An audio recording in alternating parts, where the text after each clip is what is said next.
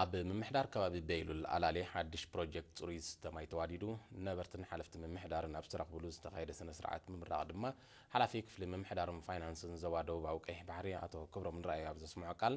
ህዝቢ ተጠቃሚ መሰረታዊ ማሕበራዊ ኣገልግሎታት ንክኸውን መንግስቲ ቀጻሊ ዝሰርሓሉ ዘሎ ጉዳይ ምዃኑ ብምግላጽ ኣብ ኣላሌ ተዋዲዱ ዘሎ ፕሮጀክት ጽሩይ ዝተማይ መቐጻልቱ ከም ዝኾነ ገሊጹ አቶ ክብሮም አስዒቡ ነበርቲ ምምሕዳር ከባቢ ኣላሌን ዝተዋደደሎም ትካላት ትምህርትን ጥዕናን ብግቡእ ክጥቀሙሉ ብምዝኽኻር ተዳሊሎም ዘሎ ፕሮጀክት ጽሩይ ዝተማይ ንነዊሕ እዋን ከገልግሎም ምእንቲ ክከናኸንዎን ብኣገባብ ክጥቀሙሉን ተላብዩ